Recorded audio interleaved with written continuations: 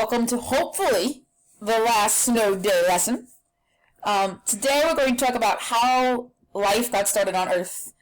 We're going to start at the point where Earth is already there, so we're not going to talk about the formation of the Earth, but we're going to talk about how life started on Earth. If we take a look here, this shows the history of the formation of life on Earth. We are going to go through this history. We're going to stop at the point of multicellular organisms and not going to go through the appearance of plants and animals on land. We're going to work from the formation of the Earth to the first multicellular organisms and talk about the events that it is thought that occurred to allow us to have the animals on Earth that we have today. Before we go through the events, which we're going to look at in a second, we're going to talk about the types of evidence that scientists used to sort of make this timeline. And we're going to classify these 4 forms of evidence that scientists have used. So what follows now is a list of events that occurred in order for us to get to like animals on land. And you can copy them down. There's a lot of them. I'll put them all up. So what we're going to do is we're going to go through each of these events and talk about the evidence that supports the fact that they occurred. So they are the abiotic synthesis of organic molecules is the first event, the formation of protobionts, RNA as the first genetic material, the first prokaryotes, then photosynthetic prokaryotes and something called the oxygen revolution, and then we had the development of the first eukaryotes, and then finally multicellular organisms. We're going to go through these 7 events, talk about what they actually mean, and then the evidence that supports the fact that they actually occurred that scientists have gathered. But before we do that, we're going to talk about the main 4 types of evidence that scientists look at. And the first form of evidence is chemical evidence. Chemical evidence is when scientists try to replicate the early conditions on Earth and perform chemical reactions to see if these reactions are in fact possible. The second type of evidence is fossils. So fossils are remains of organisms found in rock. Scientists also have the ability to date fossils using something called carbon dating, which we're not going to go into. But using sort of fossils and their age, they can sort of chronologically figure out when these events occurred. The third type of evidence is morphological and structural, and that's looking at organism structures. Similar to what we did with the cladograms, with the similar characteristics, and seeing, when which characteristics developed or the order in which they developed. So morphological is looking at the body characteristics of the organism. And then last but not least, and one of the most important ones, is genetic or biochemical evidence. And that's really looking at proteins and DNA and comparing them between organisms. So those are the 4 types of evidence. We are now going to go into the order which is thought of the beginning of life on Earth. So the early atmosphere was very different from the atmosphere now. It was more of a reducing atmosphere. What that means, it was filled of chemicals that prefer to accept electrons as opposed to take them. And sort of the big takeaway about the early atmosphere is there is very little oxygen. And as we know, oxygen has the ability to break down organic molecules. So the early atmosphere had very, very, very little oxygen, and there was an energy source on the Earth at the time. There was lots of lightning present on the early Earth. But the point is, in the early atmosphere, there was very, very little oxygen available. You can also look at some of the other gases that were present. Some of them are the same, but some of them are different. So very high in ammonia, and very high in hydrogen dihydrogen sulfide. But the important part is that there was very little O2 in the early conditions on the Earth. Now, it is believed, and then this experiment the AP exam absolutely loves. So it was these guys, Oparin and Haldane, that proposed the conditions on early Earth, but in the 1920s, so during the Roaring '20s. But Miller and Urey did this experiment that is sort of like one of the most famous experiments that's ever done, is they put all the chemicals that was thought to be on the early Earth into this sort of shock machine, I would say. And so they put them in the early Earth, and they shock them with an electric shock, which simulates lightning. And what they found is with the chemicals on the early Earth, and with the energy from lightning, which was simulated by a spark, that was enough to make many of the complex organic molecules that now support life.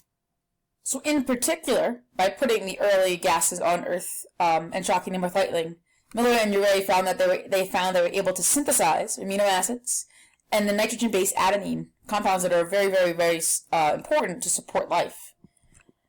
Again, this is a sort of an image of the real machine that was used, and again, by shocking the stuff in the early atmosphere with lightning, they were able to produce amino acids, hydrocarbons, which are compounds that contain carbon and hydrogen, many of the DNA, nitrogen basics, and many other important organic molecules.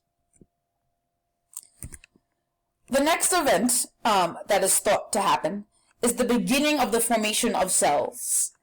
And what they saw, and what they called them, was protobionts. And protobionts, let me get my little pointer out, so I like circling. Protobionts are simply phospholipids that spontaneously organize in a membrane-like structure. Nothing inside no nucleus or anything like that, or organelles. But these first bubbles were considered to be the first cells, and they're important because they were able to separate the inside from the outside of the cell. But they were able to show that these phospholipids could form membrane-like structures that began the formation of the first cells. Now, evidence for this is that if you take phospholipids, if you remember, phospholipids have a hydrophilic phosphate and then hydrophobic fatty acids, they spontaneously form a bilayer. And the reason why they do that is, as you remember, they like to keep the tails away from water, so they're on the inside, and the heads exposed to water on the outside. Phospholipids spontaneously do that. And it's thought that these sort of structures were the first cells that existed. Cells in quotation marks, because they're not cells yet. And again, the importance of that is they were able to separate the inside from the outside of a cell. So their cell had an inside component separated by these phospholipids here. Let's get all the things here. Now, to make these protobionts into cells, it is thought that they had to develop genetic material. And it is believed that RNA was the first genetic material, not DNA. And the reason for that is that RNA is multifunctional. It not only has the ability to code for proteins, but it is also self-replicating. Unlike DNA, which if you remember needs all these proteins, DNA helicase, DNA polymerase, needs all those proteins to replicate itself. RNA itself is self-replicating. Now, it also, again, has the ability to code for proteins. Actually, you don't even really need DNA to code for proteins. DNA is copied into RNA. It's actually the RNA that in the end goes to the ribosome and makes proteins. So it has the ability to code for proteins, is self-replicating, and also can function as an enzyme. RNA molecules can fold and form these three-dimensional shapes and functions just like enzymes. And those types, RNA enzymes are called ribozymes, and they're capable of catalyzing reactions, which DNA can't do. And they also have the ability to transport molecules. If you remember, tRNA carries amino acids, and then mRNA is the molecule that goes to the ribosome. And then we saw with, if you remember, we learned about iRNA.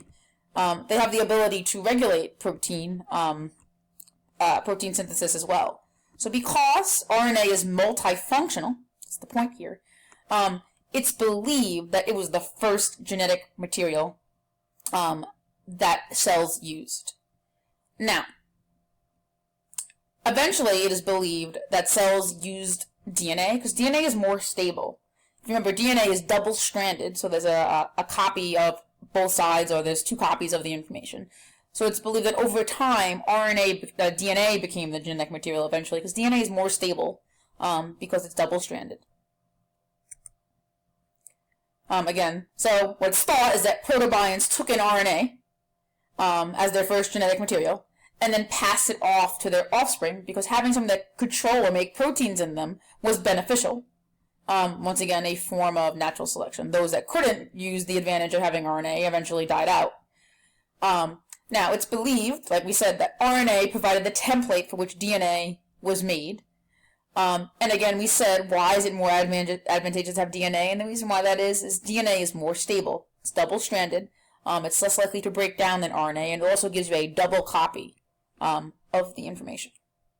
So it's believed that over time, RNA was copied into DNA, which was better because DNA is more stable.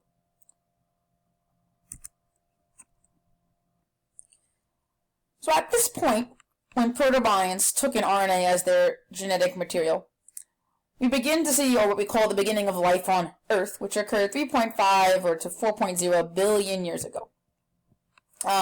We believe that these first prokaryotes began around this time. And what is the evidence that we have that prokaryotes, basically protobionts with with RNA inside of them, what's the evidence that these organisms started 3.5 to 2.0 billion years ago? And the evidence that supports this is we have fossils. So we have, in rock, we can find fossils that contain these very, very primitive prokaryotes. And we can date them. And scientists have found these sort of mats of early prokaryotes, and they've called them stromulites, which is evidence of the first sort of prokaryotes on Earth, or these stromulite rocks that are found on Earth and can be dated. They believe that they resemble modern bacteria that we have now. But using these fossils, we can date these and figure, okay, well, here's where the first sort of prokaryote-like organisms were seen in fossils. And again, because the AP biology exam likes this term, they call these fossils stromulites, where they found the early prokaryotes on Earth. Okay, now, this event here is considered to be one of the most important on Earth. It is believed that photosynthetic bacteria were able to evolve. And they were able to use the carbon dioxide in the air and make sugar. And probably they evolved this through random mutation, and being able to make sugar is a beneficial thing. With the development of photosynthesis, bacteria that were doing photosynthesis started to produce oxygen. And if you remember, the early Earth had no oxygen. And they begin to see the accumulation of oxygen about 2.7 billion years ago. Now, this led to huge selection pressure. Oxygen has the ability to take electrons.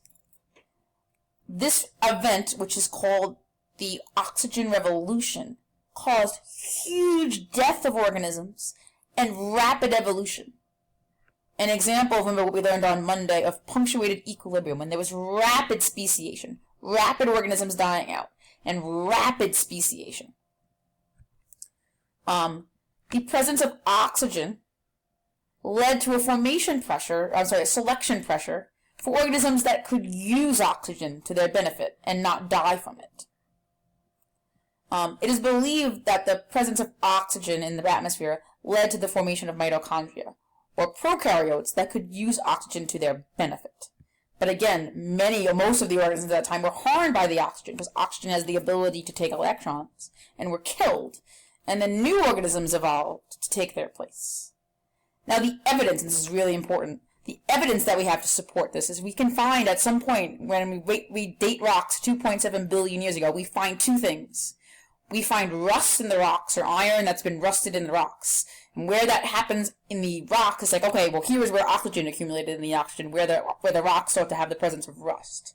The second thing we find in fossils is we find the presence of chlorophyll, or chloroplasts, in fossils of these early photosynthetic bacteria. And we see these two things 2.7 billion years ago in a rock that's been dated to be that many years old.